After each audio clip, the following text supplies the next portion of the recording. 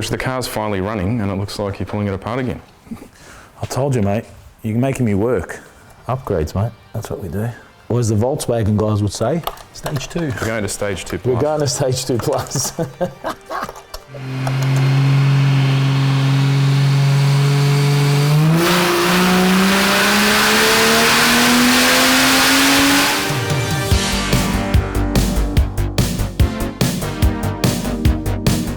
Hey, I've been alerted to the fact I'm not allowed to say, so George. Yeah, I heard, I saw that. So George. So George, what are we up to today? You do say it a lot. I do. You do realise that. I guess it is a, would you call it a segue? It's not really a segue, it's just your entry. It's just the entry. Entry, isn't it? Yeah. Like saying banger. Banger. Like last time, as we said in our last video, it's time for valve springs. But while we're here, we'll do the studs and we'll do the oil pump gears. That way, I guess we don't have to pull the engine apart again. So a lot of guys in the Fords, they actually pull the engine out. Yeah, they do it engine out. Yeah, it's very common for guys to do it engine out. Even FG stuff that we do, we seem to be able to do it in car as well. This hasn't got as much going on underneath K-frame wise as a late model Falcon. So it'll be even easier again to do the oil pump. Studs and valve springs basic.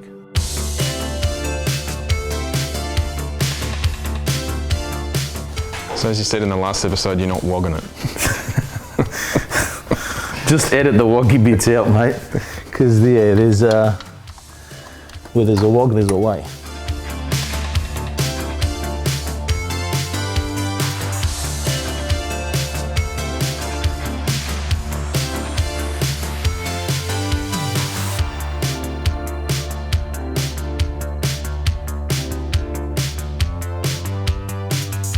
So George. Yeah. Where are we up to?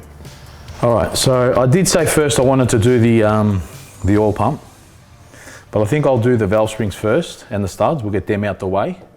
That way we can assemble the camshafts and the top end again, and then I'll concentrate on the sump. I'm trying to avoid it for as long as possible. So where's that little gem from? It's another little present that Michael from Dominator Motorsports Australia sent us with our valve spring kit. This is the tool to do the valve springs. The only other tool we require, which I've got here, is a leak down tester. With a leak down at the same time, check the engine health. You've got to pressurise the cylinder to stop the valves from falling once we remove the valve spring. So I usually use the leak down tester. So there you've got the factory one on the left. You can tell the size difference obviously in the binding and the coil and the height too.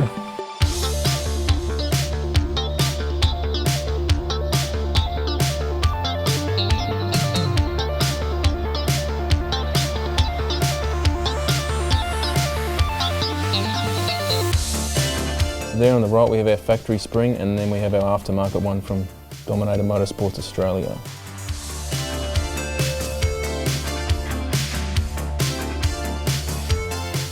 $23 down. Lucky last, mate. Lucky last. Could have been a surgeon with these fingers, mate. And we are done. So if you were only shooting for say 400 kilowatts, you could get away with just doing the just springs? valve springs. Yeah, you don't have to necessarily go to studs or even oil pump gears. Yeah. Like I've had stock oil pump gears in. So it all depends how you drive it too, because if you're banging on the engine on limiter, if it's manual, you're doing skids, you're gonna smash oil pump gears. But I always like to go, I've got some sort of mechanical sympathy. Yeah. So, if you go easy on it, you don't beat on it, you don't need to. But I mean, that's personal preference, yeah? Okay, here we have the standard head bolt on the right, and here is a stud on the left. What's the advantage in the stud over the bolt? Okay, so the stud provides more clamping force because the pressure, the stud is fixed, right? So what happens is the nut of the stud pulls down and that supplies the clamping force as such, right? Whereas with the bolt, you're depending on the thread in the block. In the block. And then you've got that stretch So you've got, whereas a stud is, it's like a fixed pole as such that's been driven into the ground. It's got more of a solid foundation with then the nut providing the clamping force on top. There's our standard head bolt. And there's the stud. 150. There we go, one done.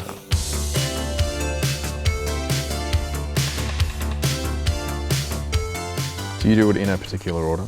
Yes. So with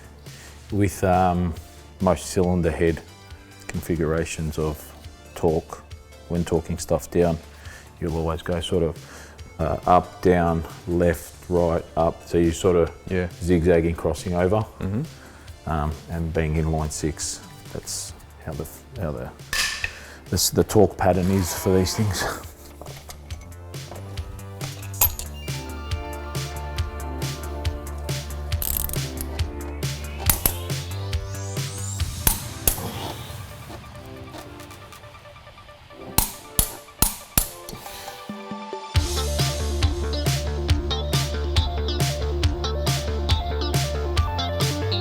All right, so you've made an executive decision. Yes. So George, you've made an executive decision. Yes, I have. I think we're going to leave the oil pump gears for the moment, purely because we're out of time. So we'll do that on another date. Yeah, it's not a 5-minute job, is it? It's not a 5 minute, it's actually a whole nother, not a day job, but it's going to take some labour and hours, which we don't have at the moment. So look, like I said, if we're not beating on it, it should be fine. And I've had great results to the power level that I want to push this to, so without having to change pump gears. So for the moment, I think they'll be safe. And then when we have to do more work, we'll put them in and we'll make a day of it that way, rather than rushing it. And yeah. So we're just going to button it up, but we're going to have to put it back on the dyno and see what it will make without doing anything, and then maybe we might turn it up a little bit. You reckon? Yeah. All right, we can do that. See how it is from what it was. Yeah. And then we'll put a bit more boost in it and see how far we go from there. Yep. All right, so we're going to run it up as it was before on about, was it about 16, 15, 16? It's about that, PSI? Yeah. It creeps sometimes, but yeah, 15, 16, somewhere there. We'll run it up. Do it back to back. See what happens. The springs, and see if they've equated to anything. Put the streamer tune in. Stage 2 tune.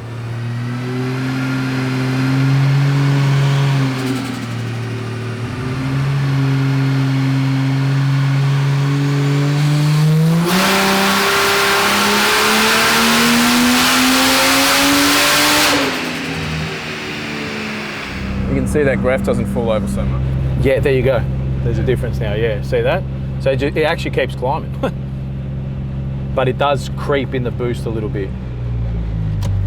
It does creep in the boost up top.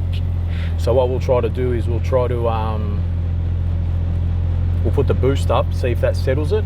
If not, we can then control it through the e-boost to get it to fall over anyway, or not to fall over, but to taper if we have to. So we're in SP1, we'll go to SP2. So I'm putting 45% duty into the gate. So we'll see what that does. But yes, it's a good result. And we hit 17 on that last run, so I had that little bit of extra creep. That's peak boost. That's peak boost. The majority of the run was, you probably see it if you videoed it, I think majority of the run was like 14, 15 pounds. So we're in SP2 now.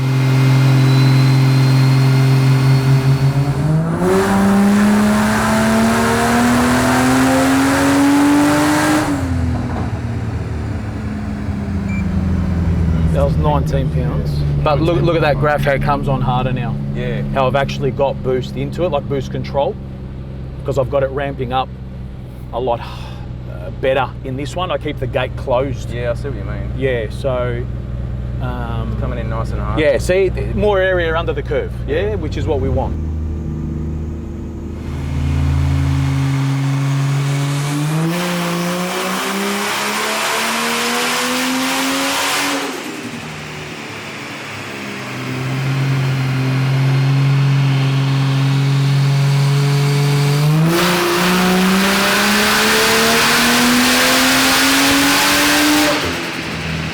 So what I've done is I've got the booster come up top, And the blue line there, that dark blue line, it's a nice solid 21 pound. Yeah, that's perfect. That's pretty much what it's doing. It's actually spot on, doesn't drop off at all.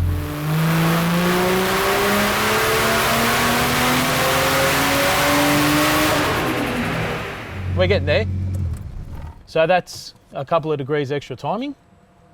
Wouldn't mind doing a quick plug check on it too. Quick what? Plug check. Pickle plug check. We'll do a quick plug check. Yeah, we'll just make sure everything's sweet. But yeah, that's better.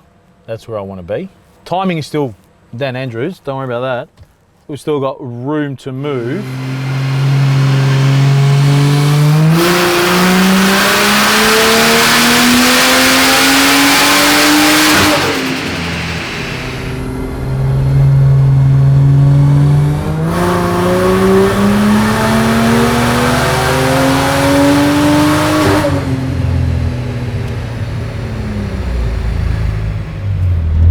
There it is. Exactly what I wanted. That's what you wanted, George. Exactly what I wanted, man. 400. Perfect. Happy days. That's it, man. 543 horse, 405 kilowatts, a good little curve. You know what, man? It holds 21. Yeah? Yeah, it holds 21 pounds. Okay. Goes down to 20, comes back up again, but it's 21 pounds. So it's holding it and comes on hard. So it's banger. It's banger. Damn straight it is. I love it. So that Ford Idol. It's beautiful, dude. Look at that, it's beautiful. You can't fault it. Even the screamer's music to my ears. Yeah, I don't know about that. Yeah, it's music to my ears, Luke. You're just unaware of It's this. got brain fluid coming out of my ears listening to that. Well, maybe that's the problem. Maybe you need to get your hearing checked, mate. Come on. Could be worse. Just wait till we start playing with alloy techs. Ugh. Ugh. So happy days. What is the tune-up looking like? Pretty good. I'm going to call it the Dan Andrews tune. Dan Andrews tune. Yeah, rich and retarded. That's what it is. And we're going to lock it down. This is it. This is done. Oh, we're in lockdown. We're locking this tune in, mate. That's it. This is lock it in, Eddie. Stage 2 lockdown. Yeah, stage 2. Well, this is, yeah, stage 2 tune, but stage 4 lockdown. But yeah, no, she's timing is good. It's conservative-ish, and fueling's. I got it a little bit fat where I want it, but the power's there. Now let's see the torque. It kicks in at 1149, so 1150 newton meters of torque. Now, but I think in a light car like this, with that torque and that power and that area under the curve, that power curve, and 6-speed. Yeah. Once we get this thing to hook. She's going to be pretty cool on the street, I think, and on the track. She's going to show some good numbers. So hopefully we can get that whole package together and make it all work and everything stays alive. So I'm pretty confident in this engine. At this power level? Yeah. Yeah. At this power level with what we've done. We're not banging on it, like I said, when we're talking about the pump gear. So it's not like we have a risk at all. Timing is good. The tune that I got in, I'm really happy with. Oh, really yeah. happy with. Yeah. So boost is where we want it to be. It's controlling it well. Seems like it comes on pretty hard. And torque is there down low. So she's going to be a tie fryer, I think, down low. Yeah, she's really going to want to turn them. So I think the goal's going to be to get the rear end to stick. So we probably won't look at doing those oil pump gears until... I think we change the turbo. Once we change the turbo. Yeah, if we go to a billet turbo after we've raced it a little bit, once the turbo's off, we'll have a little bit more access to the oil pump, to the oil sump as well. So we'll just do all that at once, maybe, So, but I think as a result for today, chipping away at it, putting that extra boost in it, and a touch of timing, fueling's good. I'm happy. Yeah. All right. Yeah. Looks like next we're going to look at the rear end. I think now it's time to start doing that. Yeah. We want this thing to hook up. Yeah, we need to. It's going to need some serious work in the back there. So, no, I'm happy, man. What do you reckon? No, that was easy. It all came together nicely. Again. And that's the other, I wanted to touch on that. I get a lot of cars that come in for a tune, but there's a heap of stuff that's wrong or not ready or fails. Ready for a tune. Yeah, and I tell everyone, and it's a good thing to keep in mind if you're building your car at home. If you have a specific person that is tuning that car, confide in them and keep up to date with them throughout the whole project. Let them know what they would prefer, because when it comes time to tuning, it will come together nice and easy, and the less stress you put on the engine, let's be honest, mechanical sympathy takes an engine a long way, you know what I mean? So it's just a peace of mind for anyone doing backyard builds. Consult with your tuner and you should get a relatively because we've had no issue with fueling. No. We've had no issues with anything really, because I mean I was building the car, so I knew exactly what would work. So I think just a little bit of reference for most guys watching that are doing the stuff at home. Just consult with your tuner. Words of wisdom 101.